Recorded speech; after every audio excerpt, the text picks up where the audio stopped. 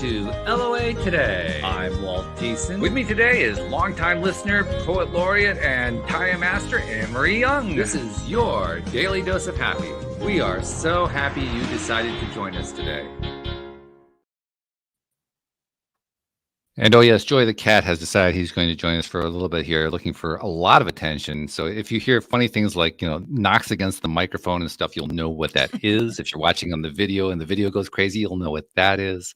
But I'm trying to calm this poor guy down because he's just like craving attention right now.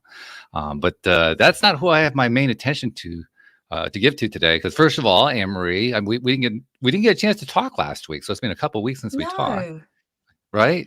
So yeah. Hello again. How you doing? I'm doing very well, thank you, Walt. How are you? Doing great. Yep, I'm enjoying life, having a good time, doing good stuff. Getting ready to go on a trip this coming weekend to visit family in Virginia, so that's going to be good. Fantastic.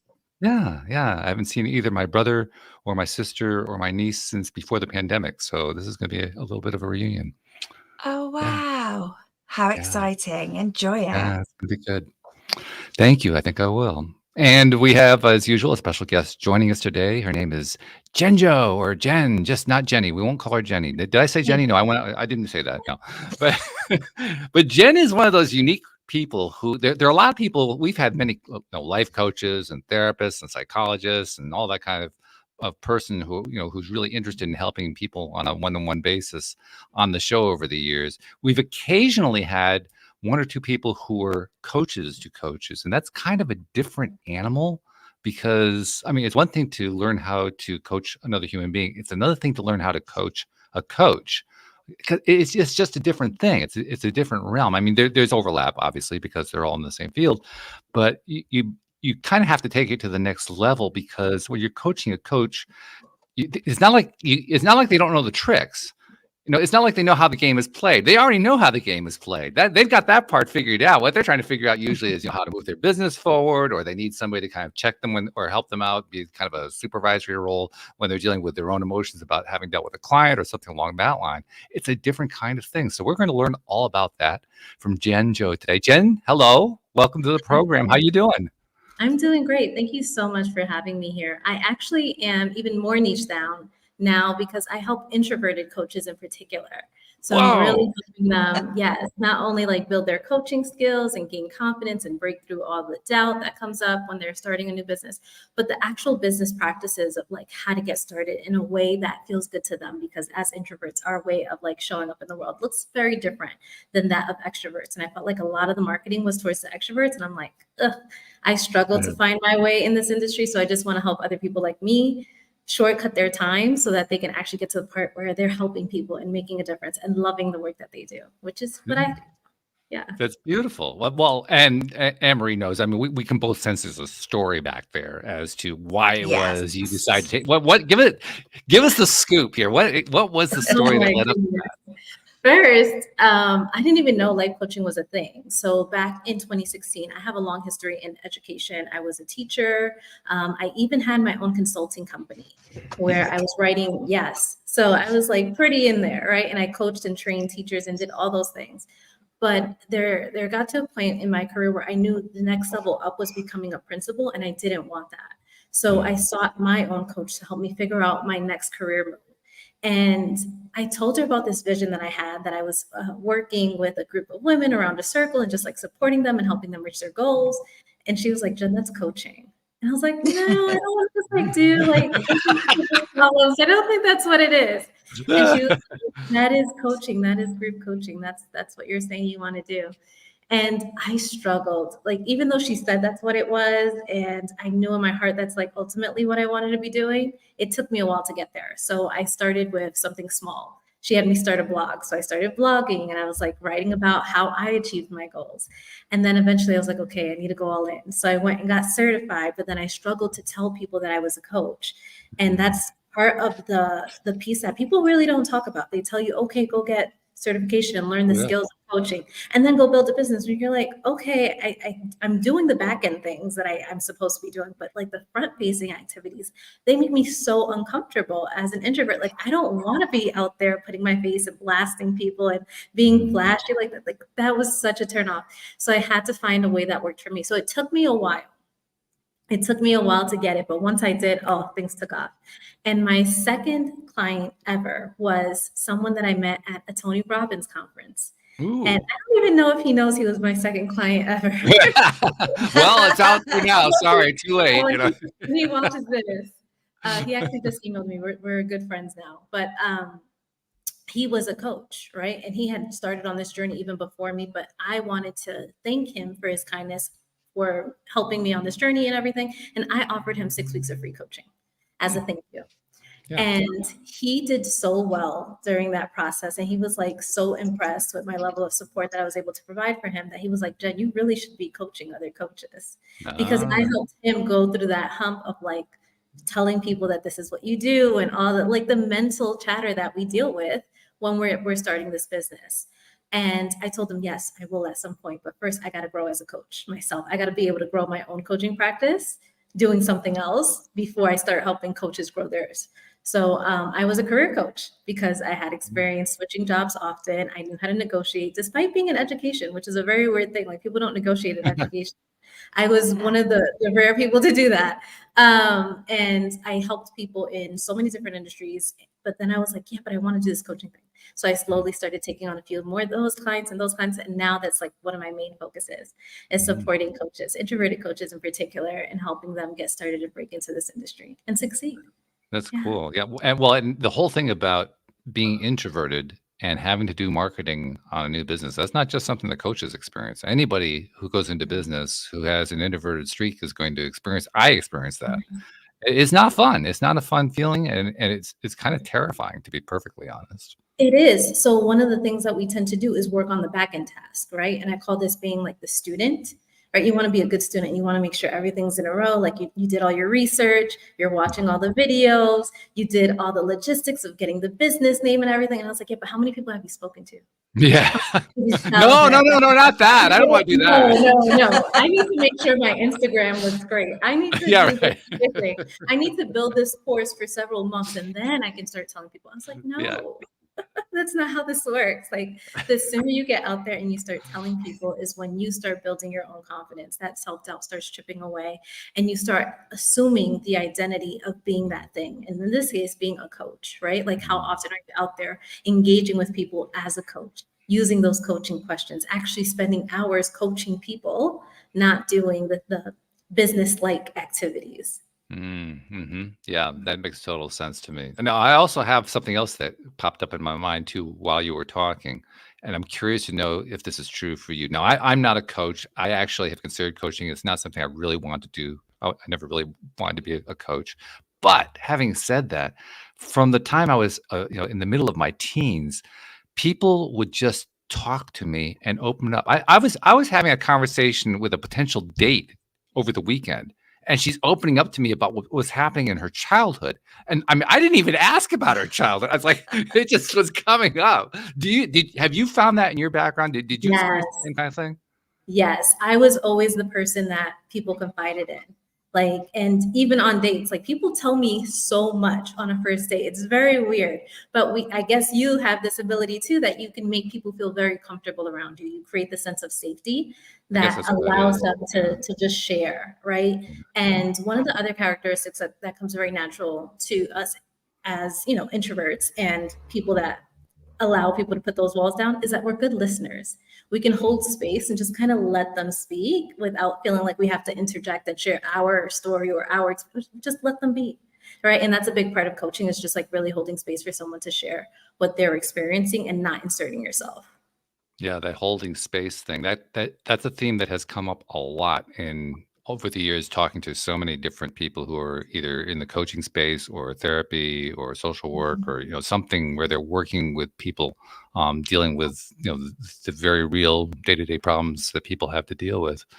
That holding space, I remember the first time I heard that phrase, holding space, it was kind of confusing to me because I was thinking, well, what does space have to do with it? It's an emotion. But then I realized, oh, that's what you mean by a space. Got it. All right. Yeah. But once I learned that and understood what they were talking about, it kind of makes sense because what you're really doing is saying, like you said before, I'm creating a safe environment for you to feel like you can release and open up and talk about those things you would never talk about to anybody else. Yeah, and that leads to a really strong relationship between coach and coachee, right? So that they feel like this is a space that they can come and just be authentic and completely honest about what they're struggling with, what they're dealing with, all the feelings. Because I know you think it's like interesting, like coaches, we have these coaching skills, and you're like, well, why don't you just use your coaching skills on yourself? But sometimes you're so close to it that it's so hard because you're the one feeling the emotion. So you can't be like so detached from that situation that you can see clearly because you're just too close to it. So it's really nice to have someone else. And I tell my clients, like, you're just holding the mirror for them. You're just reflecting back what you're seeing in them, right? What they're saying and how it's showing up, what you're seeing in their body, so that they can better assess what they want to do in that situation. Well, plus also, I mean, you tell me, but I kind of get the feeling I already know. I can kind of read that this is the direction you go anyway, that if you're a coach, you're kind of crazy if you don't have a coach of your own. That I've even had coaches say to me, I wouldn't trust a coach who didn't have a coach. Yeah, because I always feel like, how are you saying or expecting someone to purchase this from you when you haven't purchased it from someone else? Right. And you don't believe in it enough for you to invest. Yeah. And I think that that's a really big thing as far as like when people talk about pricing their offers, and it's like you want people to pay you this amount, but you've never invested at that level. Like what is it that you're saying? Like you want it, but you're not willing to give it to someone else. Like Mhm. and I think a lot of the issues that people have around charging also come from that, because it's like, well, have you paid that, right? Have you Mm. in that level? Because once you have, you don't feel so crazy and like, oh my God, how dare I say that? It's like, no, I've paid that. I've gotten that value. I believe someone else can pay me that and get this value from me too. Yeah, there's another important word, value. And it's one of those words that is a little bit undefinable just because everybody has a different sense of what is of value to them compared to what somebody else might consider to be of value. So valuing something like coaching is a little bit of a challenge at first. I think that's one of the reasons why people experience what you talked about, that difficulty of reconciling, especially if they're going into the coaching field, what are they going to charge for it? But as you say, if they're going to go into that field after having experienced it themselves, the not the sense of value, the attribution of value, the setting of value in one's own mind, in one's own experience, like you say, it does get affected by having gone through it yourself. And interestingly enough, and again, I'm going to be curious about not just your take, but Anne-Marie's, because I know Anne-Marie's been through coaching and has actually considered becoming a coach herself. When you're going through it, it's hard to identify, well, is this valuable? How valuable is this thing? Because it's so, esoteric. It's not something that you can just say, well, this is worth $36.45. No, it doesn't work that way. It's just, it's going to be different for every person. It's going to be based on, how much need for help the person has, how much growth they feel like they want to accomplish. I mean, there's a whole range of stuff that's involved in this.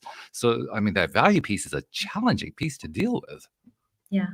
And believing you're worth that is a really big one for new coaches that are just getting started. And they're like, oh, I know and even if they have invested at that level, they don't think that their skills are at the level that they can charge that, which I feel is valid. And I feel like over time, you get better at your coaching craft. So in the beginning, one of the things I tell people is like, just charge something that feels easy for you. Because right now we're just working on the identity of you being someone that gets paid for your coaching. And that alone can be transformational for the coach, like someone paying you whatever you feel is fair and easy for you to go out there and sell and tell people about. Because I know one of the things that really stalled my growth in the beginning was believing that I had to charge a certain price point for people to take me seriously. Yet I had so much self-doubt because I had never sold coaching. Like, who the hell am I to charge those prices if I've never done this before, right? And it was finally when I released the need for it to be at, multiple, digits and stuff like, I was like, let's just charge something easy that I believe in, that I feel like I can get behind, and I can give this value, like that feels on par with what I can deliver, is when I started signing clients. Yeah, that's good. Anne-Marie, I mean, you've both been in the coaching realm as a client, but you've also put your toe in the water in terms of also being a coach to people. How do you feel about the whole value question? How do you kind of address that in your mind? I just think coaching, if you get a good coach, it's priceless. It's absolutely life-changing. It can just make such a difference to yourself.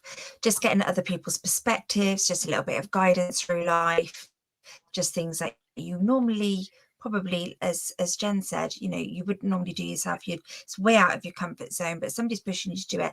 And especially when you've got that monetary investment, then you don't want to waste your money. So you kind of go for that investment, and it does it pushes you. So I think if you get something for free, you don't always appreciate the value in it. So when you actually put some funds behind it, then it gives you that little urge to push yourself a bit harder. And I just think coaching, for me, I love doing it. I love having coaching. I love talking to people and just giving them a little bit of coaching, just your friends or whatever it may be. I just find it quite exhilarating. Yeah. I love that you said that, because when you pay attention. And I believe that's true for me. Like, in that time, like, those free downloads that you get sometimes are just not as valuable because you don't value them, because you're not showing up as if you have paid something for them. But I know my free 5-day challenge is super valuable, right? If you are willing to commit to doing it and paying attention, like, I could easily charge for that. And that's what I always strive for, like, to always give more than I'm getting from that person. Yeah, you mentioned your challenge, your 5-day challenge. Your come out of the closet as a coach challenge. I love that name, but tell us a little bit about that. So I realized, like, there was a gap in the steps that people tell you to take to become a coach. So yes, go get your certification, and then go set up the site and your social media accounts and set up a proper business and everything. But then you could have all of that and you still haven't gone out there to be comfortable in telling people that this is what you do. Right? You're like, I have the website. I have, I changed, maybe, I created a new Instagram account, which says it, which nobody's following because he created it like yesterday. Right? You're like, but do your colleagues know that this is what you're doing? Do your friends know? Does your family even know? Right? How many people have you told? Real people out in the world, right? Or even on socials, like, have you put it out there more than one time that this is what you're doing, that you're open for business? And I know that that's a challenge, and there's many steps that need to happen for you to get ready to feel comfortable to do that. And that's what I cover in the 5-day challenge. I had someone just take it and interview me on her podcast and share all about it. She thought it was amazing. I was like, yeah, it is amazing, because I know I shared it all. I'm not holding back. I'm giving you all this value because I want more coaches to feel comfortable taking that step, right? And I know that that's the first step that actually needs to happen, is you actually going out there and telling people that this is what you're doing. Then you're more motivated to get through and complete certification. Then you're more motivated to get out there and, like, create a really great offer and start offering to people, because you're like, oh, people are paying attention. They actually want to work with me. Let me get really good. Yeah, I like that. I like that a lot. And you're right, especially, go ahead, Anne-Marie. No, I was just going to say how lovely that must be to just watch people's confidence once they've gone through that and they've got their first client and they've gone through their course and they realize their value. How beautiful that must be to see. It is. And that's why I love being able to offer my course, my longer course, right? Not just the freebie, but where I actually help and guarantee that people sign their first 6 clients, because I know that was the game changer for me. It wasn't just getting certified. I thought that was going to be the thing. It wasn't. It coming out and telling people was a big step, but the real transformation happened after I signed about 6 or 7 clients at that point, where I was like, this is actually something that could be a real profitable business. I've made enough right now to confirm that people want this and that I actually can get people results, right? Because now I had actual people that had results that I could really lean on and say, okay, I'm not a fraud. I am able to give this value. I am able to create transformation in these people's lives. And the value that I gave them, even though it was for this time period, I know it does continue. Like Anne-Marie said, it's invaluable. I know this one change, helping them land that job and helping them negotiate that, is going to have an impact on the rest of their life, right? Or helping them get into the right industry, career, or helping them start this coaching practice is going to change their life. It's not just the 6 months that they were with me. It's forever changing them, which is amazing. And exciting too, because that means you're creating a vibrational flow that goes on well beyond the coaching period. Yeah. And then this is why I have such great relationships with my clients, right? Like I told you, my second paying client, he emailed me today pictures of his baby, right? And I'm just this is so exciting, right? I get to still be a part of their lives because they do value that transformation that I gave them, right? And what they were able to create as a result. And changes their life. Yeah. Very important too, what you were talking about earlier. You said it Well, but it goes by so fast, it's easy to discount it. And I want to bring it back into the focus here for a moment. You talked about the importance of, have you told your friends? Have you told your family? For an introvert especially, that's a really big deal. Yeah. That's really big. That's where the rubber meets the road, because now you're exposing yourself. You're making yourself vulnerable in a way that introverts do not like to feel vulnerable when exposed. And you're Right? making it So real, right? it makes it very real once we tell those people, because those people are going to check in like, oh, how's that little business going? Right. And it's also really hard because these are also people that might doubt us, and we Yes. want their support. And they're the first people to look at us sideways and be like, are you really doing that? Are you still your little business? Right. And they try to downplay what we're doing. And we're so worried that their level of self-doubt is going to like impact us in a negative way and make us want to stop doing it. But this is when you know whether you're really in it. Am I willing to tell them? Am I willing to keep on doing this? Am I willing to push past all their negative naysaying to see this through because I want it? Right. And then that's the point that I had to get to, where it's like, even if I don't make money my first year or my second year, which was the case, like I really struggled until I was like, oh, now I figured it out. I'm going to stick with it because I love this. And this is something I want. And I have a vision for what this can be. And that vision is what carried me to where I am today, where I am a full-time coach, where I transform the lives of my clients, where I get to live wherever I want. I live in Mexico right now. But because I was willing to do this, I was willing to put up with the feelings and work through them and show up and keep on going despite what everyone else was saying. Like my family, oh my gosh, just until the other day, I've been full-time in my business for years now. And they're still like, what are you going to get a job in education? You don't want to go? I was just wondering about that. Yeah. No, I have a business. Like I'm a coach. I've been doing this for years now. Like, what are you talking about? But you're not going to quit your day job, right? Right. Listen, if you want someone else's life, ask them what they're doing. Right? I don't want that life that they have. I want this vision of a life that was very different than what they had. So I was willing to do something differently. And it worked out.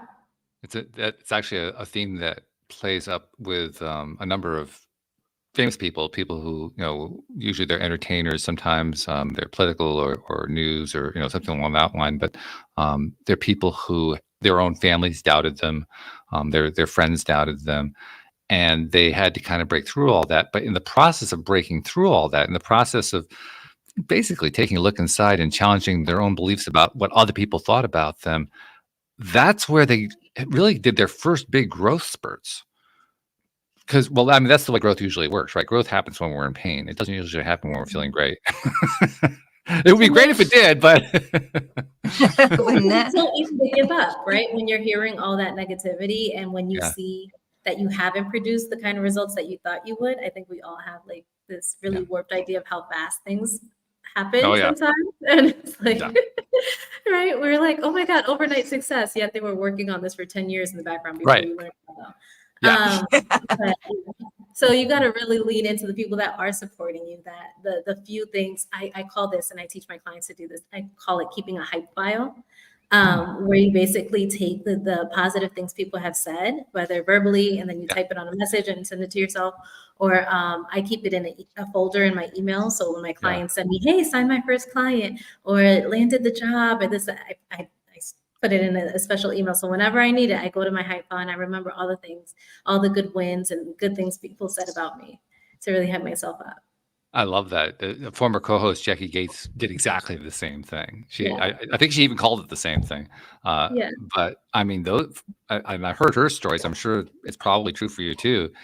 One of the great benefits of having that file, that clip file of all these wonderful hype things that have happened to you over the years, is when you're not feeling it, when you're feeling down or defeated or distracted or depressed or whatever, you go to that file and it picks you right up.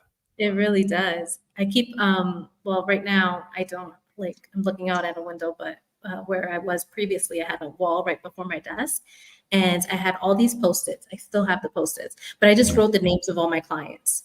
Like I could literally pull it out there, all grayed out now because it's been hitting with the sun and it's kind of faded. But the names of my clients, and when I look at those names, I think of, oh my gosh, I was able to help this person achieve this. I was able to help that person achieve this. And it just fuels me to want to go help more people and to grow the list of names, right? The list of names on those Post-its, because I'm like, that's a person's life who's transformed now. Like, of course I want to go do more of this. Even when I feel crappy, I'm like, but there's another person just like them out there that is waiting for me to go help them. So. Yeah. Yeah, and that's not just something that a coach can do. Anybody can do. Jackie her background actually is in theater. She actually was in the theater field for a number of years. She actually performed in Australia in some top line theater productions, and she has the clippings from that experience, and she used that whenever she was trying to get her next theater gig, her next acting role, to keep herself going. So that's not coaching, but it's an example of how you can take it to whatever field you're in and apply it in whatever field you're in to use it as motivation to stay focused, to stay true to that thing which supposedly is your passion, because that's why you're in it. Exactly. Yeah. Because if you're not following, well, that's actually another question too. That's something we've talked about a lot. A lot of people pursue fields of work that's not their passion.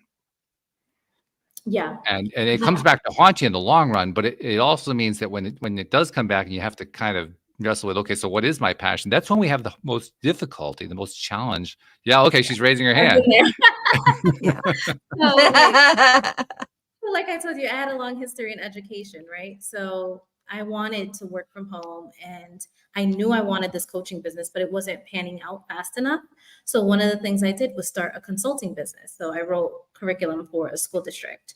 And it's a skill I had. I knew I could do it. It was easy. I could do it from home, but it was pure torture every day to sit there and write this curriculum. My heart wasn't in it when I knew I had already started the coaching journey, but I was like, I just need this thing to make money so I can go to that. So it was so hard. And eventually I had to just shut down the consulting business, go back to having like my regular job for a little bit while I focused my energy and efforts on growing just the one business that I wanted, which was the coaching business. And then that's when things really took off.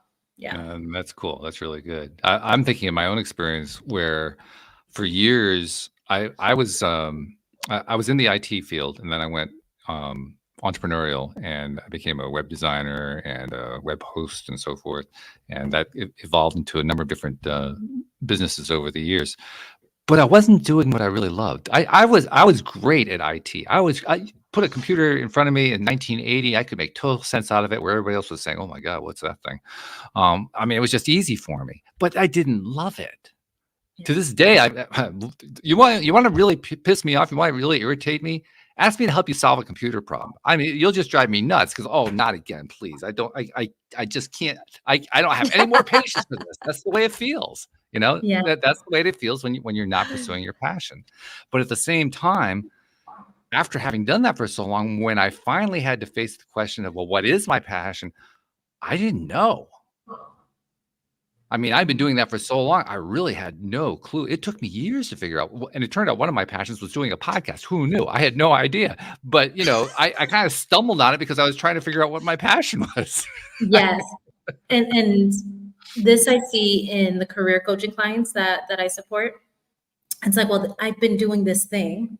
I know how to do this thing. I may not like doing this thing, but I know how to do it. So they often try to just go find other work doing that same thing. Yeah. You have to zoom out and really get clear on, but what aspects of the job do you enjoy and what aspects of the job do you not enjoy? And then I have this activity where I have them come up with a list of 100 jobs.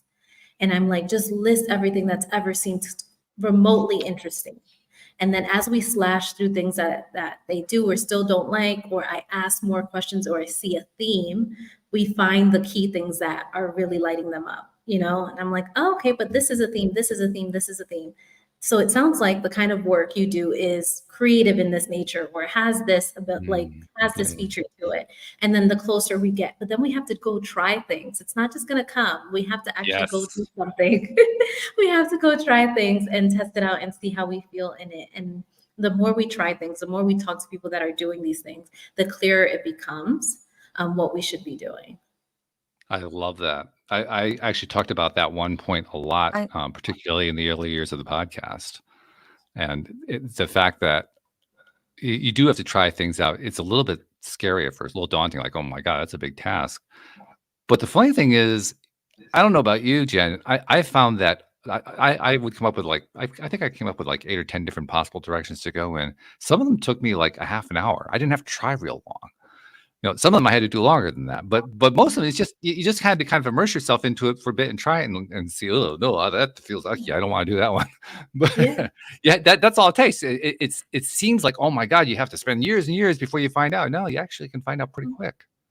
Yep. Go try it. Low stakes. Yeah, low stakes, right? Yeah. Because that's really the trick. Yeah. Sorry, Anne-Marie, did I interrupt you? I thought you were trying to say something while I was saying that. Yeah, no, I was gutted because I lost my internet then as you were saying all that, and I was just thinking, like, I still want to know what I want to be when I grow up, so that would have been so useful.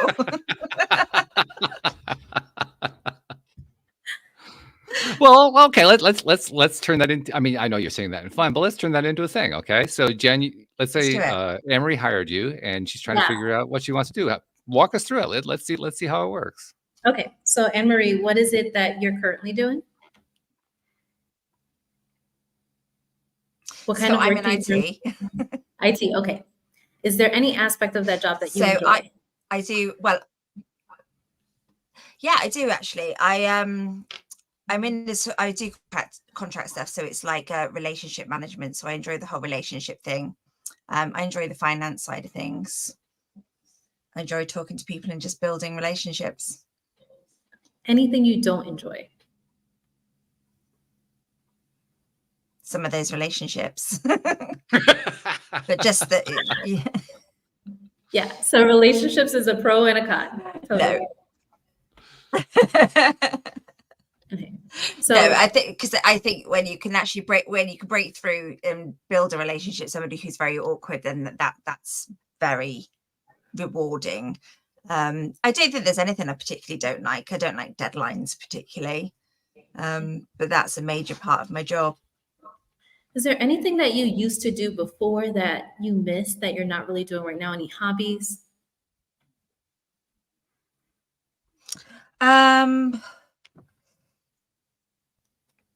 Yeah, it would.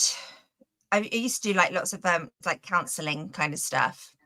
I used to do a lot of voluntary work around counselling, suicide, phone lines and things like that. So I've enjoyed that. Yeah. So it makes sense you liked coaching because relationship building, that counseling aspect, that supportive aspect. Okay, I get that. Mm-hmm. Now, what we would do is I typically have like a Google Doc in front of me while I'm on the call. And I would ask Anne-Marie to list 100 jobs, to tell me 100 different jobs. Did you guys catch that? Sorry, I cut out again then. I know I got checked out halfway through that. So you want me to list 100 jobs? 100 jobs. That I would like to do? Okay. No, I don't want you to, no. Mm-mm. Don't put that parameter on it. Here's the thing. The second that you put the parameter of that I would like to do, our brain is going to shut down and be very like, oh, I have these 5 things and that's it. I don't even want you to put that on there. I just want 100 jobs that are out there in the world, maybe that have come across that seem interesting, some that aren't even, but I just want you to give me 100, right? And we would spend the time I would list all of them and as many as you could. And then we would comb through which ones are a definite no versus which ones we'd want to explore a little bit more. Okay, so it would, let's go, just name jobs: teaching, counseling, coaching, computing, finance, payroll, talking, listening. That's not really jobs, but those kind of skills. Banking, communications. This is a lot of jobs. This is a lot of thinking. Yes, it is a lot of thinking. But I'm going to stop you because I'm not typing them down. So there's no way for me to remember everything you said. But essentially, yes, we'd look at them and based on the ones that you tell me you might be interested in learning more about, not that you're interested in doing, and just learning more about, we'd look for the features, right? The commonalities, the patterns that are present in these jobs. because they would really Yeah. speak to the core of what you want.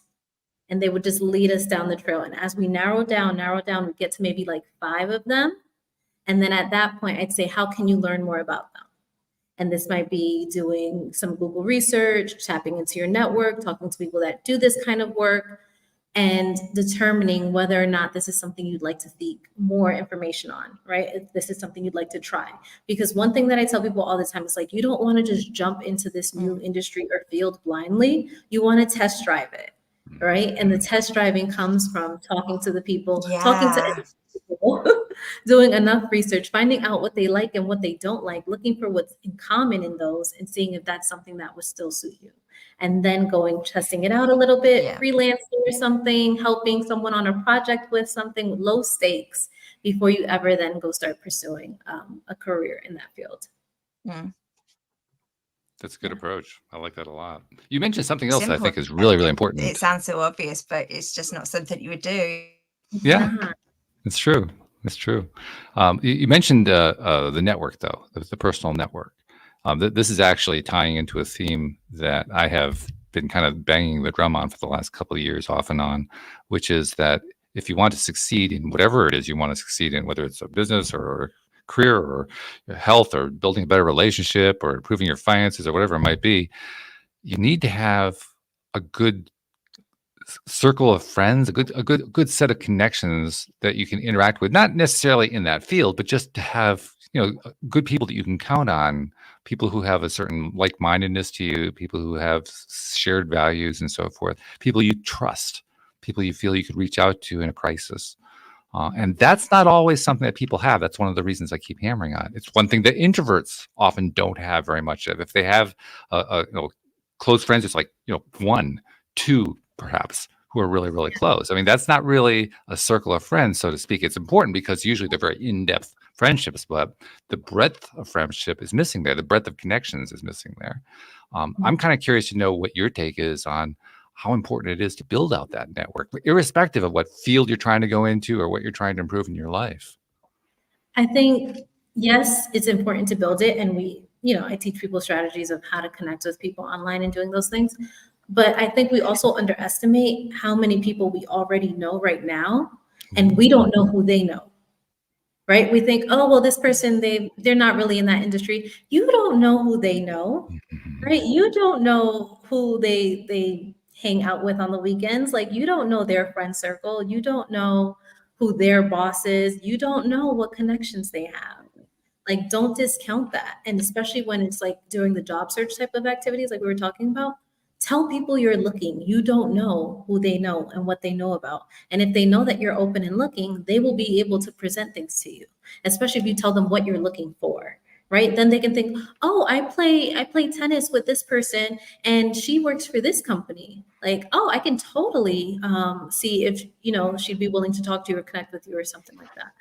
Like, you don't know. So just be open and to connecting with the people that are already around you. And then, I even did this when I was like traveling abroad. I was going to Colombia and I was like, I don't know anybody in Colombia. Let me tell people on social media that I'm going to Colombia and I would love to know someone there. I just put it on my social media. People were like, oh, I know somebody. They were just there, or they're in this area and they're in this area. Let me connect you, right? People I haven't spoken to in years. People want to be helpful, right? They're just wanting to be helpful. So you don't know who other people know. As long as you're open to putting it out there, you can. It could be a bit of a shock too, a bit of a surprise when you do find that there's a connection out there that you weren't aware of, a connection through a connection. Because when it actually comes out, I mean, before you do it, it's easy to talk yourself out of it. And then if you go and do it, you put it out there like you did. You put it in your social media and got some responses. It can be kind of surprising what your responders know, who they know. What they've done in their background. Like, I never knew you went to Colombia. When did you do it? Why did you tell me about the trip to Colombia, for goodness sake? Yeah. So I was connected to somebody on Facebook, and me and her had hung out for a while. She connected me to someone whose videos I used to watch. I was like, you know her personally? I watch her videos. She's hilarious. She's like, yeah, she's in Colombia. I was like, go figure, right? So now I had this connection. Well, nothing really came of it. It felt good to know that people were looking out for me in that way. People were just so ready to support. And that made me feel really seen. And that was like a good feeling. And I was like, oh, my network is way bigger than I thought it was. Yeah. You just said something else really, really important. Something may not have come out of it. That happens more often than not. It can be, especially if you're an introvert, that could be another block that says, well, nothing came out of that contact. Why am I even bothering to do this? I'm just going to shut down again. Yeah. And that happens, right? Like I go into my little shell and I got to climb out of it every now and then, right? And talk myself up because I like maybe that situation or something didn't come out of it yet, right? Like I don't know what may come in the future of that relationship, but it's nice to know that I am connected to these people. Like I strengthen my bond and that I know if I ask for something, people are willing to support it. So that alone was a win to me. Just I like think there has to be like a willingness though to let a connection not pan out for you. You have to kind of be okay with that because it's going to happen. It's nothing to take personally at all. Right. Nothing to take personally, right? Like you said, we have our 2 or 3 good people. Oh, you have your people. Like that's all. You have those people. That's wonderful. And anybody else is extra. That's great. Like they're just like, let them come when they're ready. And the fun part is, you establish a new connection. It doesn't really turn anything. You establish another new connection. It doesn't turn anything. A third one doesn't really turn it. Then you establish a fourth one and it turns into something. Whoa. Yes. Yeah. I've had that, right? Like I met someone, I was living in Houston at the time, connected with a girl that was living in my complex. And we hung out a few times, but she wasn't really my type of person. But I didn't have anybody else to hang with, so I hung with her. She introduced me to someone else who was a friend. She introduced me to someone else who's a really good friend, right? Like, I'm like, oh, I was able to meet these other people because I was open to talking to this one person, right? I was open to connecting and talking to this one person. And then I found people that I could really connect with on a deep level that I'm really good friends with years later. And you get enough of those experiences. They seem like one-off experiences when they happen. But if you get enough of those, after a while, you start to trust that, wow, I really can find people through connections. I may have to go through a few connections in order to get there, but I really can find what I'm looking for. And it's going to show up at the time that I least expected. Yes. Hopefully that works in my dating life too. Like, I hear you. Yeah. On that one. Yes. No, I'm totally on board. I was divorced in the past year, so I'm back into the dating pool again. And yeah, I know exactly what you mean.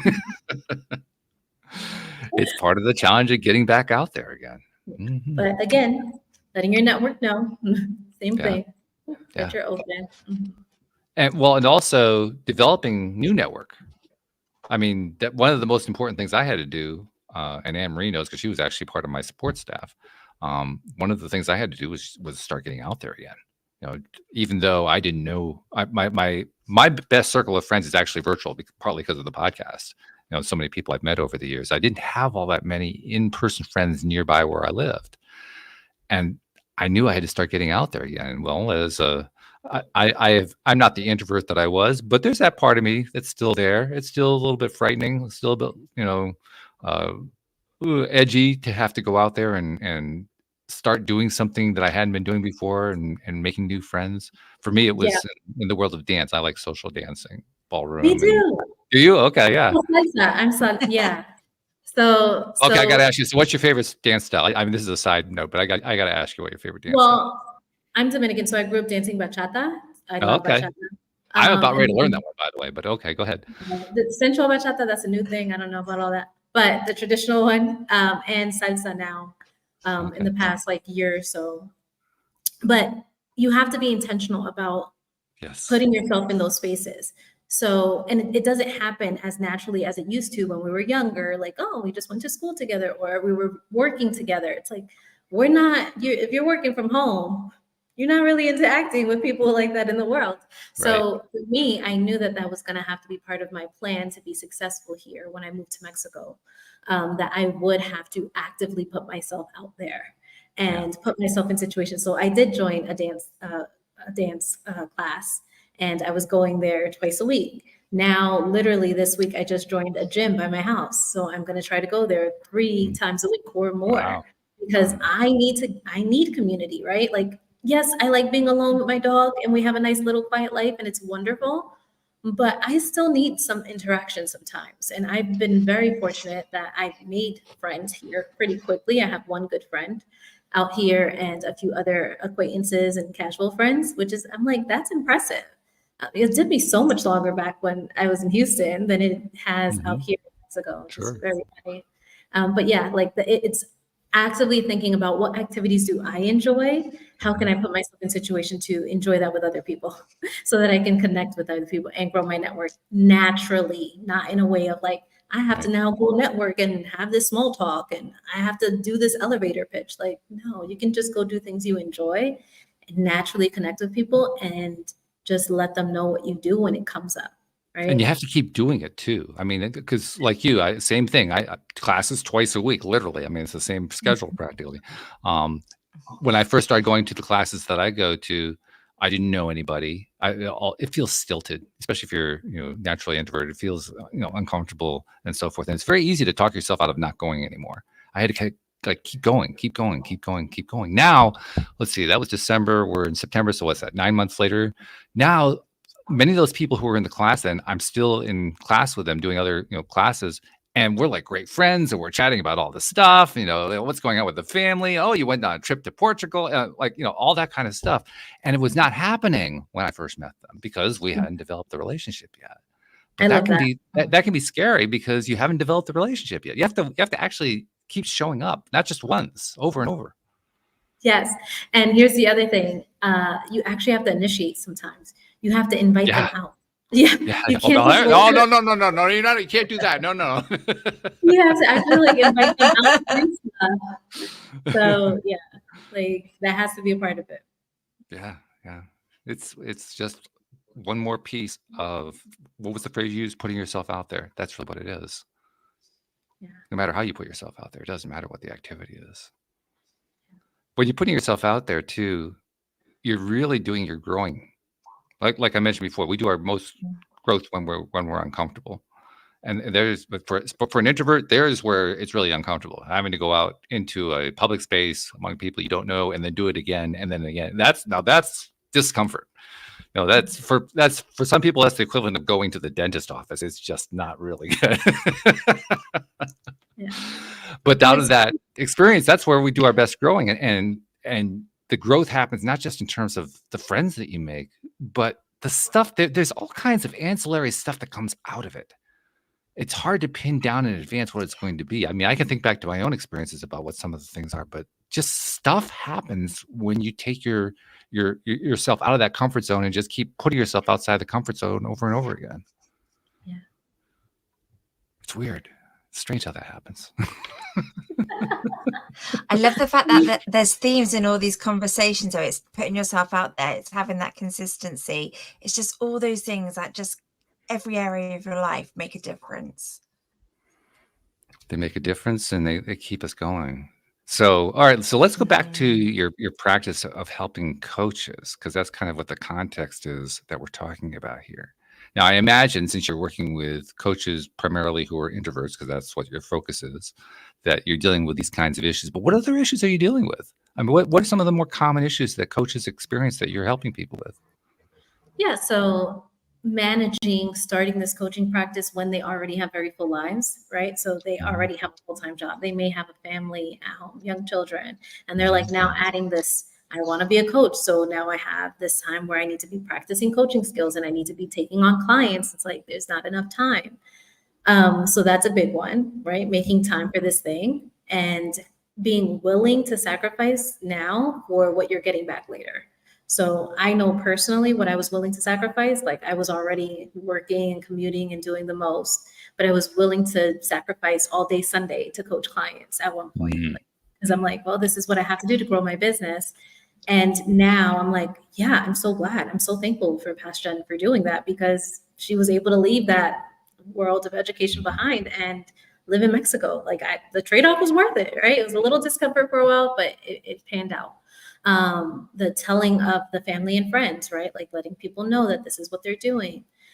Then managing the point where they're signing clients and they're loving what they're doing, they're hating their job because now they want to make the switch. And they're like, oh, but this is so much better than this thing.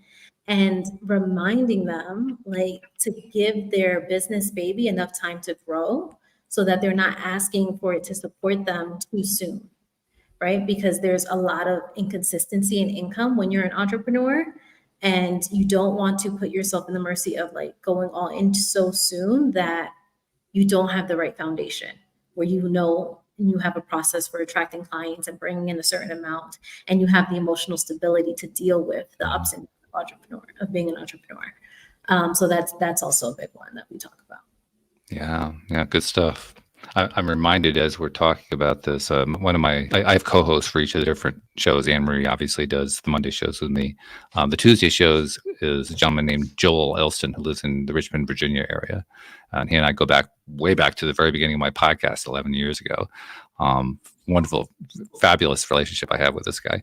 But Joel at one point he has, I won't give you the whole background because there's a huge background there, but he was a former gambling addict and ended up learning about law of attraction and then becoming a therapist and then later becoming a coach, wanting to help particularly people who had gambling addiction problems, which is very difficult because gamblers don't have any money to pay for therapy. So it was a real challenge to come up with something that would work. But he ended up actually running a clinic that would help with that kind of thing. That was oriented specifically toward people who had gambling addiction problems.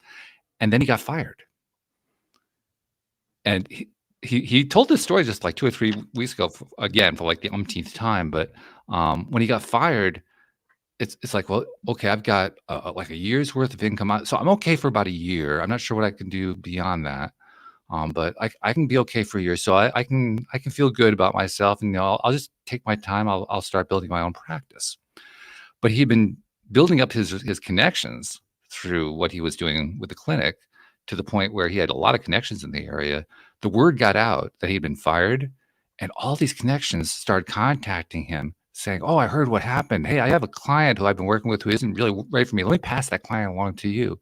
His entire calendar got filled up in 2 weeks. It's amazing. 2 weeks.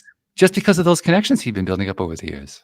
Yeah. And I love the spirit, right? It's like, oh, well, this happened. Okay. No need to freak out. We're going to be okay for a while. What other opportunities are there? And that's the kind of safety that I want people to create when they make the choice to leave as well. Because as someone who quit my job the first time to start that consulting company, I didn't have that safety net. So it was just anxiety all the time. It was stress. And then that's why I decided, okay, let's just go back to the steady job and grow the real business that I wanted, right? Because when I left that second time just to go full-time in coaching, it was a very different feeling.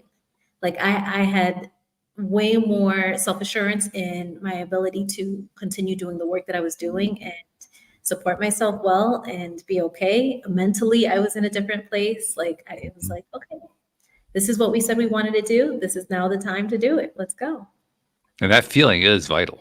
That's a really key. I mean, we talk about that from a law of attraction perspective all the time. Neville Goddard says feeling is the secret. He's absolutely right. It is the secret.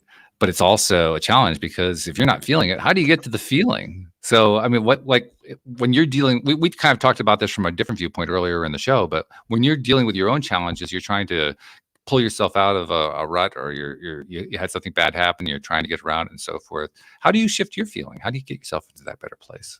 So I think about yes, it's nice to pick a new thought or a nice fun affirmation, but if you don't believe it, your body's yeah, no, that's just not. You could say it a million times, we're not getting on board. So I always have to go to what is true. Okay. Right. And look for the positive thing, but that's actually true. The truth is I felt like crap before and it didn't last that long because I got myself out of it. Okay. This might not last that long. The truth is the work that I do was valuable to X person, to I'll say a client name or something. Yeah, okay, I was able to help this person achieve this result. Yep, that's true. Okay, right? And just looking for the things, the pieces of evidence that are true that I can get behind, that I feel like I can also replicate again. Right? It's yeah, it's part of my self-coaching process. Yeah, well, you're keeping it real, and you're keeping it real because you know that's what you need in order to believe it. Yes. I can't get from down here all the way up here. I need to see my way up. Right. Yeah. So it's a variation on the step-by-step incremental approach, but instead of incrementing up, differently rated emotions, you're incrementing up your own scale of steps that you've taken in the past that have produced positive results. Yeah. That's actually more powerful, I think. Building my belief. Yeah. I'm just like building my belief, like, okay. Yeah. Wow. Good stuff. Good stuff. This has been a really, really good conversation. We've been learning a lot of good stuff here. A couple things we need to bring up before we go. First thing, I'm going to assume there may be somebody listening in who says, that's the woman I've been waiting to talk to. Somebody wants to reach out to you. How do they find you? Just email me is the most direct way, jenjocoaching@gmail.com, or just check out jenjo.com. You think you could make that any simpler? Listen, like I was like, I go by Jen now because the way I spell Jennifer is so different. That I was like, you know what? Just Jen. It's just Jen. It's fine. Jen. I love it. Yeah. That's fabulous. That's really good. Something else that I've made it a practice to do here on the show too. Listeners know this. Anne-Marie knows this.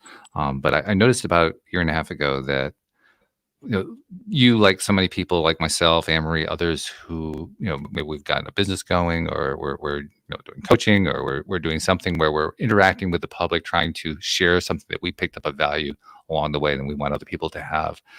We end up creating, the social media posts and the blog posts, and we do the podcasts and all this stuff, putting out all this content, helping people, and we're not asking for money when we're doing that. We're giving because we want to give, which is great. I mean, we do it for marketing purposes, but we also do it to kind of get ourselves out there.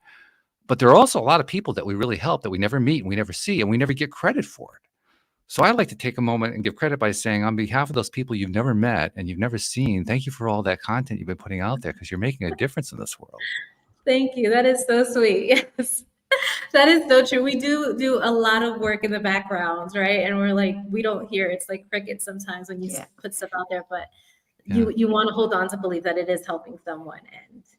And those messages, when they do come through, are super valuable, but there are ways more. Yeah. Yeah, it's hard to remember that, but there really are people, and every once in a while, I imagine you get this. I know I get this through the podcast. People. I had one person contact me recently who said he'd been listening since episode 9. Now I've done over 2,000 episodes. He's been listening since episode 9. I'm thinking, why don't I even know who you are? Wow. and not only has he been listening, but apparently he's been liking. He's been getting stuff out of it because he keeps listening. He contacted me. I never knew. Yeah, and yet there was, he was getting the value. So yeah, it's so easy to overlook the fact that we're helping people without realizing that we're helping people. Yeah, it's really good. Anne-Marie, your internet connection was kind of giving you a hard time, so I know you were quiet for most of this, but I need you to kind of tie it all together, like I so often ask you to do. I mean, when you think about what we talked about, and what jumps out in your mind, what's the one thing that says, yeah, this is the thing that I really took away from the conversation today? I think what I've took away from this is just the amazing power of personal development.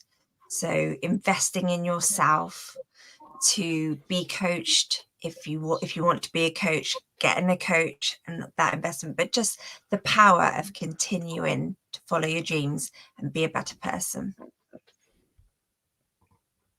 Dang, she's good at this.